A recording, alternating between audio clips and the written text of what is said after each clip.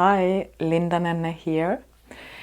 So today I want to talk about how affirmations, mindset and embodiment might go together and how they might not. And if it's possible to move beyond the polarization of being either positive or negative. So why these two topics? Because oftentimes when we talk about affirmations and mindset, it's about how to cultivate a positive mindset. And there is some strength to that, but there is also a few weaknesses that I want to address both. Because when we look at for example, polyvagal theory, which is about the nervous system and the vagus nerve, and I'm not an expert on the nervous system, so this is just to give some foundation, is that story follows state.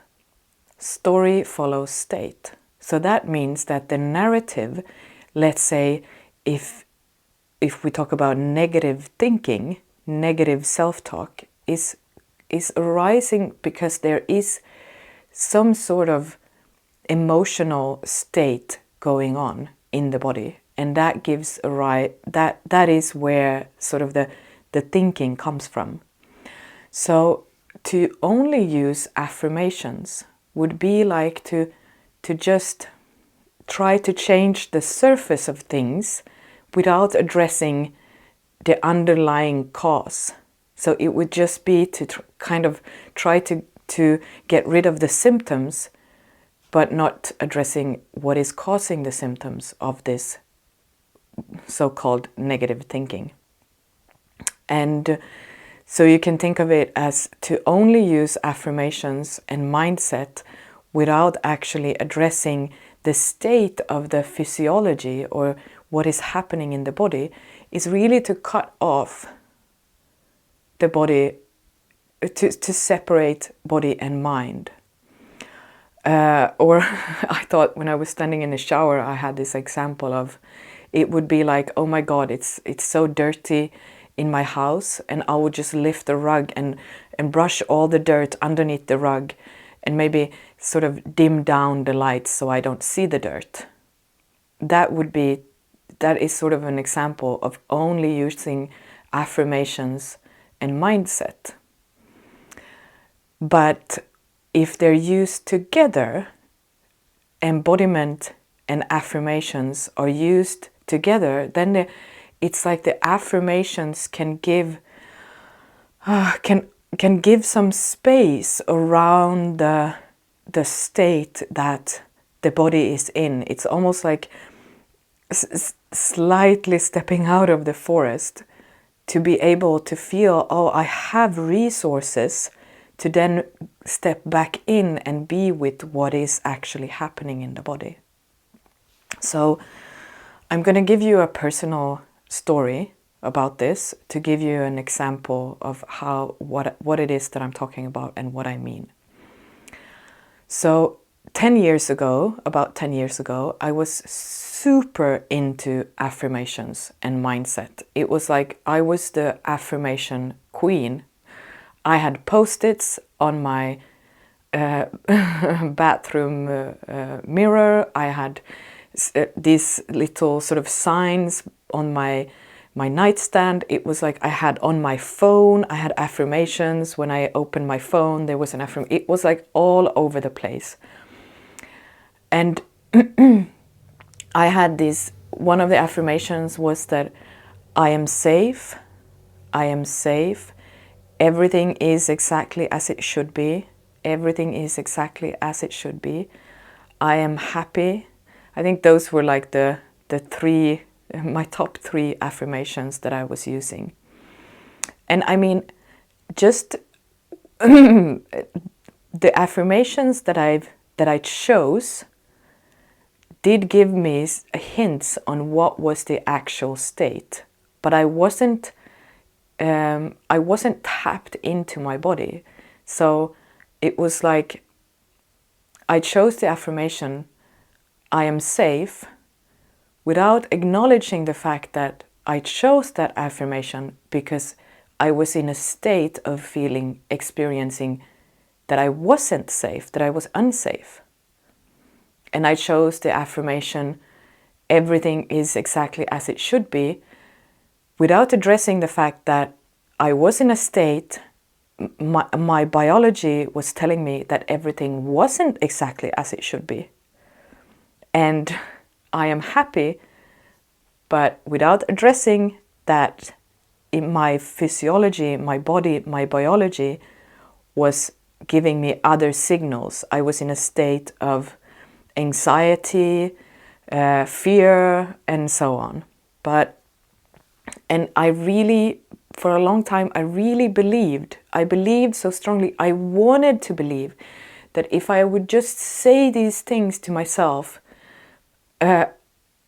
for about, I had this, if I say them 10,000 times, that will become my reality. So I used affirmations a lot. And then one day I woke up from my affirmation phase and realized that they're not working. And it made me so upset and angry, and I got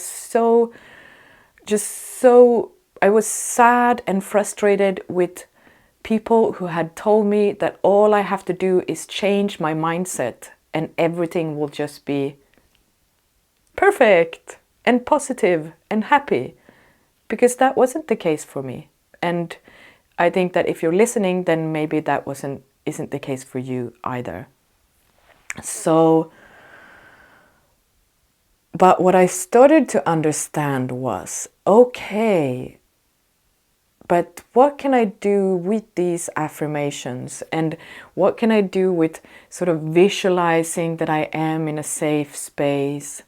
Well, what it did give me was sort of a spaciousness where I started to feel safe enough to experience my fear or experience the fact that I did not feel safe in my body. So it sort of taught me how to have two seemingly opposite experiences at the same time. I am safe enough to experience that I'm not safe. I can sense that everything is exactly as it should be, so that I can experience the pain of feeling like everything is not as it should be. There is a sense of, there is a joy or a happiness for being alive that gives me space to experience the depth of my anxiety and fear, and I was about to say depression, maybe I was depressed. So it was really about not just using thinking as a way to get away from all of the real experiences that was happening in my body, but using the mindset and the affirmations to sort of give myself almost like a cradle to be with what was actually happening in my body. And every time I kind of moved through that cycle, I can still feel myself grow in my capacity. It doesn't take as long for myself to catch myself when I'm being pulled either into, I'm just going to be positive because then I don't have to deal with that, or being pulled into the darkness and be completely lost in the sort of self-abuse or the anxious cycle. But sort of I can be in both experiences at the same time. And that's where the is there a state that is beyond the polarization of being either positive or negative? Yes, I can be both at the same time. I'm a very nuanced, layered human being, and so are you. We're all. It's like I can be this inspired, creative, social, just like bursting of energy. Life is wonderful person, and at the same time this, oh my God, what is happening in the world? I can't do this. Anxious, afraid, not knowing who I am or what I'm doing here person. I don't have to choose. I don't have to choose one of them. It's I think being you, being me fully, is to be able to live in that tension, and to know that when this side gets woo and it's a lot, what do I need? What resources do I have to support myself to move through it? So, for example, yesterday I was in fight mode deluxe. I wanted to kill every human being alive. I was just like, this animal. And I wrestled with my boyfriend, and I wrestled very gently with my 2-year-old. He loves when we're doing these animalistic expressions. And then today I could feel, oh my God, it's like, so I had to rest. I had a long rest and a nervous system release, which is that I'm just resting in my body, and there are these sort of shakings that happen, involuntarily shaking. Not that I'm trying to shake it off, I am just there in my body, but at the same time, it's like I can use affirmations to remind myself that I am safe. I'm at home in my own bed, I am safe. So I'm safe enough to be in the experience that needs to happen, so I can have the natural release. The release, like the bodily, actual bodily release, not the trying to shake it off with my mind release. But a whole different. And then after that, it felt like a reset. I had a shower. And I called a friend because I could feel, now I want to reach out. I want to be in relationship. I don't want to kill everyone. I want to be, I want this closeness and this. So that's how I see that affirmations, mindset, embodiment go together.